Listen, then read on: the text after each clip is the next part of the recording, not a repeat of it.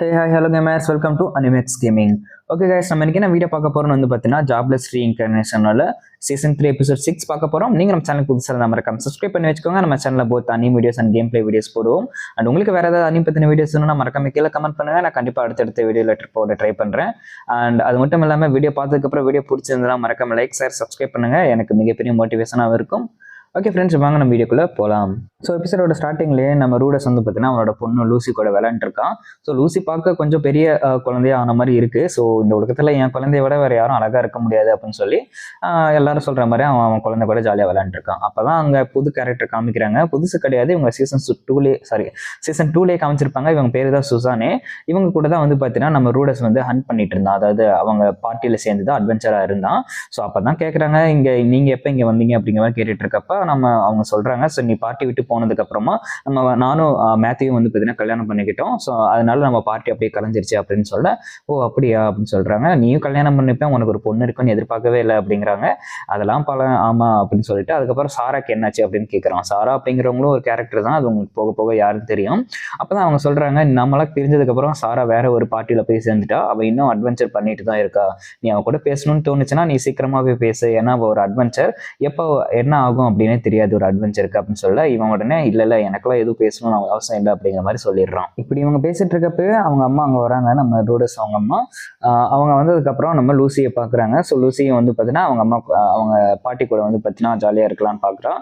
So அவங்களும் வந்து பார்த்தீங்கன்னா கையை தொடுறாங்க. அதுக்கப்புறம் லூசி வந்து பார்த்தீங்கன்னா அழுக ஆரம்பிச்சிடுறான்.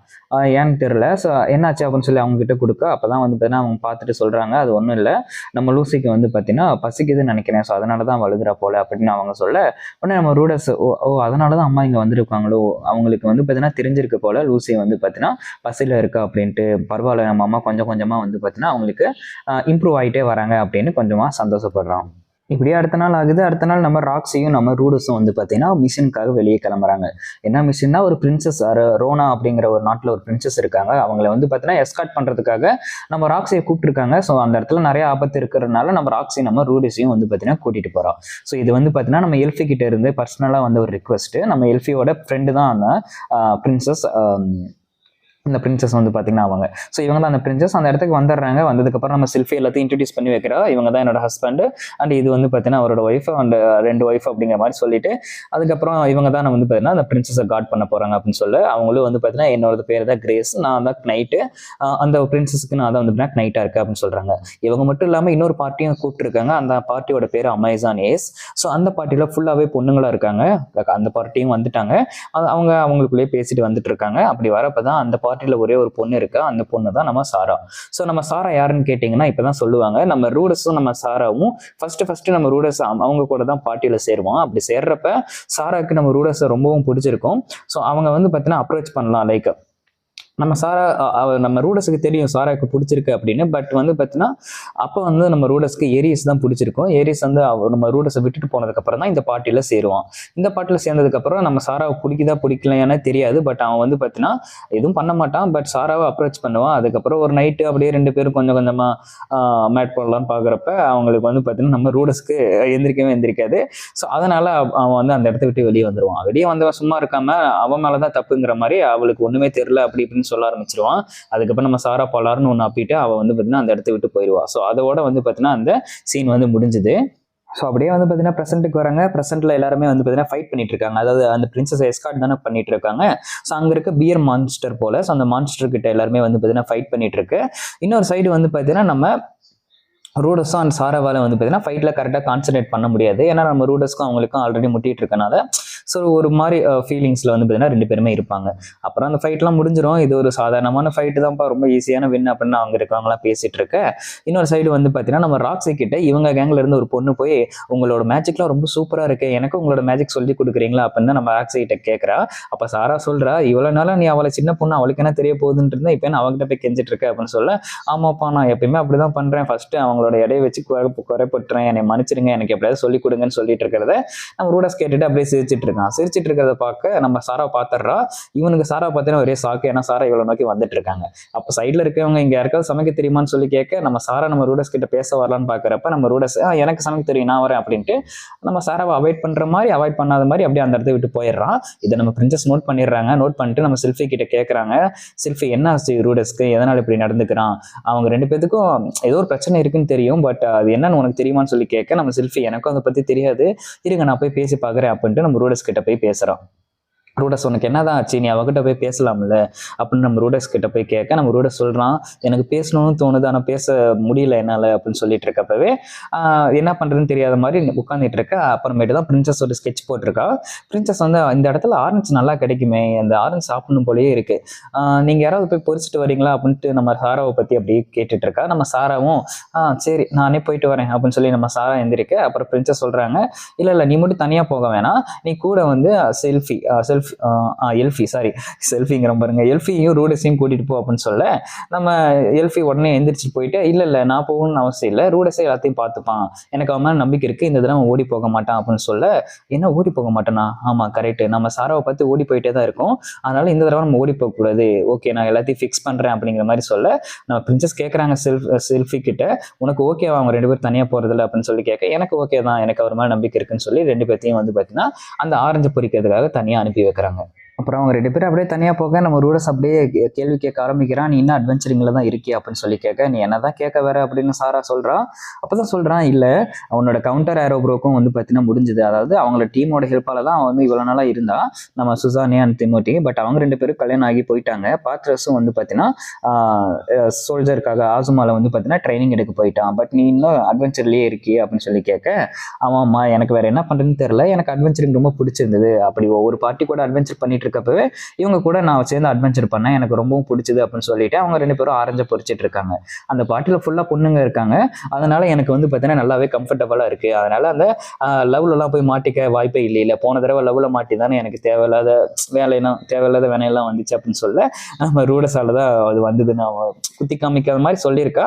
நம்ம ரூடஸ் பார்த்துட்டு அதெல்லாம் ஒன்றும் இல்லை அப்படின்னு சொல்ல, அதுக்கப்புறம் சாரா கேட்குறா, சுதானே சொன்னாங்க உனக்கு கல்யாணம் ஆயிடுச்சு, உனக்கு 2 பொண்டாட்டி இருக்காங்களாமா, ஒரு குழந்தை இருக்காமா அப்படின்னு சொல்லி கேட்க, உடனே அது கேட்டதுக்கப்புறம் இவன் என்னை மன்னிச்சிரு அப்படின்னு சொல்ல, நம்ம சாரா உங்ககிட்ட இருந்து நான் ஒன்றும் மன்னிப்பு எதிர்பார்க்கல அப்படின்ட்டு அவ கோச்சிக்கிட்டு ஒரு இடத்துல போய் அந்த இடத்துல ஒரு அமைதியாக வந்து பார்த்தீங்கன்னா உட்காந்துட்டு லைட்டாக வந்து பார்த்தீங்கன்னா அழுக ஆரம்பிக்கிறான். அப்புறமா நம்ம ரூடஸ் அவங்ககிட்ட போயிட்டு நம்ம சாரா கிட்ட போயிட்டு, இவ்வளோ நாள் கழிச்சு உன்னை பார்த்த உடனே எனக்கு என்ன பேசுறது எனக்கு தெரியல, எனக்கு சாரி கேட்க தான் தோணுச்சு அப்படின்னு சொல்லி பேசுறாங்க. நம்ம சாராவும் உடனே அவன் வந்து பார்த்தீங்கன்னா கோவலத்துலேருந்து வெளியே வந்துட்டு, அதெல்லாம் ஒன்றும் பிரச்சனை இல்லை, எனக்கு வந்து பார்த்தீங்கன்னா அவனோட சாரிலாம் ஒன்றும் தேவையில்லை, சரிவா வந்து உட்காரு கொஞ்ச நேரம் பேசுவோம் அப்படின்னு சொல்லிட்டு ரெண்டு பேருமே பேச ஆரம்பிக்கிறாங்க. ஸோ அந்த நாள் முடிஞ்சதுக்கப்புறம் நீ எப்படி வந்து பார்த்தீங்கன்னா உனக்கு 2 வைஃப் கிடச்சிது, எப்படி அவங்ககிட்ட உனக்கு என்ன பிடிச்சிருந்தது அப்படின்னு சொல்லி கேட்க அவன் வந்து சொல்கிறான், ஸோ எனக்கு செல்ஃபியை வந்து அந்த ப்ராப்ளம் நடந்ததுக்கு அப்புறம் அவ தான் வந்து பார்த்தீங்கன்னா என்னைய இந்த ப்ராப்ளத்திலிருந்து வெளியே கொண்டு வந்தா. ஸோ அவளோட உடம்பை அவளே வருத்திக்கிட்டு என்னை வந்து பார்த்தீங்கன்னா இந்த ஒரு ப்ராப்ளத்திலிருந்து என்னை வெளியே கொண்டு வந்தா அப்படின்னு சொல்றாங்க. ஏன்னா அந்த சீசன்ல வந்து பார்த்தீங்கன்னா இவனுக்கு அந்த மாதிரி ஆன உடனே நம்ம செல்ஃபி தான் வந்து பார்த்தீங்கன்னா அவனை மறுபடியும் அந்த மாதிரி ஒரு இதுக்கு கூப்பிடுவாங்க, எப்படி சொல்றதுன்னு தெரியல, அதை கூப்பிட்டு அவனை வந்து பார்த்தீங்கன்னா அந்த ஒரு இதுல இருந்து வெளியே கொண்டு வருவாங்க. அதுக்கப்புறம் நம்ம ராக்ஸியை வந்து பார்த்தீங்கன்னா அவங்க அப்பா காப்பாற்ற போறப்ப அவன் ஏகப்பட்ட ஹெல்ப் பண்ணியிருப்பாள் ராக்ஸியும். ஸோ அதனால எனக்கு என்னமோ நான் கஷ்டத்தில் இருக்கப்ப எனக்கு யார் உதவி செய்கிறாங்களோ அவங்கள எனக்கு ரொம்ப பிடிக்கும் அப்படின்னு நினைக்கிறேன் போல அப்படின்னு சொல்ல, உடனே நம்ம சாரா ஆமாம்மா நீ சொன்னது கரெக்டு தான், சரி இப்போ எல்லாமே தீர்ந்தது, நானும் உங்ககிட்ட மன்னிப்பு கேட்க வேண்டியது இருக்குது, நானும் மன்னிப்பு கேட்டுறேன், இனிமேல் நம்ம ஒரு நல்ல ஃப்ரெண்ட்ஸாக இருக்கலாம், அது மட்டும் இல்லாமல் இப்போ உன் மேலே எனக்கு ஃபீலிங்ஸ்லாம் ஒன்றும் இல்லை, நான் சொல்கிறேன் தப்பாக இருக்காது, அது அந்த நாளே முடிஞ்சிருச்சு அப்படின்னு சொல்லிடுறாங்க. அதுக்கப்புறம் 2 பேருமே வந்து நல்லா வந்து பார்த்திங்கன்னா ஃப்ரெண்ட்லி ஆயிடுறாங்க. ஃப்ரெண்ட்லி ஆனதுக்கப்புறம் அடுத்த நாள் அதே மாதிரி எஸ்கார்ட் மிஷன் நடக்குது, 2 பேரும் நல்லாவே ஃபைட் பண்ணுறாங்க. அதை பார்த்துட்டு ஓகே எப்படியே இவங்க 2 பேரும் சிங்க் ஆகிட்டாங்க அப்படின்னு சொல்லிட்டு அவங்க வந்து பார்த்திங்கன்னா அந்த ஒரு எஸ்கார்ட் மிஷினும் வந்து பார்த்திங்கன்னா முடிஞ்சிருது. ஸோ அந்த மிஷின் முடிஞ்சதுக்கப்புறம் நம்ம ராக்ஸி அண்ட் செல்ஃபி எல்லாமே வந்து பார்த்தீங்கன்னா அந்த இடத்த விட்டு போகிறாங்க. நம்ம ராக்ஸி இன்னமும் வந்து பார்த்தீங்கன்னா அவள் விடலை, நீங்கள் ஏன் உங்கள் ஹஸ்பண்டை விட்டு என் கூட வரக்கூடாது, எனக்கு ட்ரெயின் பண்ணுங்க அப்படின்னு சொல்லி நம்ம ராக்ஸி கிட்ட கேட்டு அவங்களோட லீடு அதெல்லாம் ஒன்றும் முடியாது, நீ முதல்ல இங்கே வா அப்படின்னு சொல்லி திட்டி அவளை கூப்பிட்டுறாங்க. அதுக்கப்புறம் நம்ம சாராவும் நம்ம ரூடஸும் வந்து பார்த்தீங்கன்னா அவங்களோட குட் பாய்ஸை சொல்லிட்டு அந்த இடத்த விட்டு வந்து பார்த்தீங்கன்னா எல்லாம் கிளம்ப ஆரம்பிக்கிறாங்க. அதுக்கப்புறம் இதெல்லாம் முடிஞ்சிருது. அப்புறம் அவங்க 2 பேரும் வந்து பார்த்தீங்கன்னா பாய் சொல்லிட்டு கிளம்பிடுறாங்க. இந்த சைடு இவங்களும் வந்து பார்த்தீங்கன்னா வீட்டுக்கு போகிறாங்க. ஸோ இப்படி வீட்டுக்கு போயிட்டு இருக்கப்ப நம்ம செல்ஃபியும் நம்ம ரூடஸ் கிட்ட கேட்குறா, இந்த மாதிரி உனக்கு இல்லை சால்வ் ஆயிடுச்சு இல்லை அப்படின்னு சொல்லி கேட்க எல்லாமே சால்வ் ஆயிடுச்சு. சரி இப்போ என்கிட்ட ஒரு கேள்வி கேட்கணும், உங்ககிட்ட ஒரு கேள்வி கேட்கணும் அப்படின்னு சொல்லிட்டு நம்ம செல்ஃபி கேட்குறா. உனக்கு எந்த மாதிரி பொண்ணை வந்து பார்த்தீங்கன்னா பிடிக்கும் அப்படின்னு சொல்லி கேட்க நம்ம ரூடஸ் வந்து பார்த்தீங்கன்னா யோசிக்க வந்து பார்த்தீங்கன்னா ஒரு பேடான சேப், அதாவது எப்போ வந்து நான் ரொம்ப கவலையாவோ அல்லது ஒரு சொல்யூஷன் தெரியாமல் ஒரு இடத்துல மாட்டிட்டு இருக்கணும், அப்போ வந்து எனக்கு ரொம்ப ஸ்பெஷலானவங்க. ஸோ அந்த மாதிரி ஸ்பெஷலான ஒரு பொண்ணு எனக்கு கிடைச்சதுன்னா எனக்கு ரொம்ப நல்லா இருக்கும் அப்படிங்கிற மாதிரி சொல்ல, அப்போ தான் சொல்கிறேன் அப்போ நாங்கள் 2 பேரும் ஸ்பெஷலாக இல்லையா அப்படின்னு சொல்லி கேட்க, 2 பேர் தான் ஸ்பெஷல், நீங்கள் 2 பேருமே கவலைப்படாதீங்க, நான் அப்படி ஒரு பேடான ஷேப்பில் இருக்கப்ப நீங்கள் 2 பேரும் தான் என்னை வந்து பார்த்தீங்கன்னா நான் யார் அப்படிங்கிறத எனக்கு தெரிய வச்சிங்க அப்படின்னு சொல்லிட்டு நீங்களும் அந்த ஸ்பெஷலான பர்சன் தான் சொல்கிறான். உடனே நம்ம எல்ஃபி சந்தோஷப்பட்டுட்டு ஓகே ஸ்பெஷலான பர்சன் தான் அவங்களை எங்ககிட்ட கூட்டிட்டு வா அப்போ நம்ம ரூடஸ் கிட்ட சொல்ல, நம்ம ரூடஸ் ப்ராமிஸ் பண்ணுறான் இல்லை நான் வேறு யாரையும் கூட்டிகிட்டு வர மாட்டேன், நீங்கள் 2 பேர் தான் வந்து பார்த்தீங்கன்னா என்னோட ஒய்ஃப்னு சொல்ல.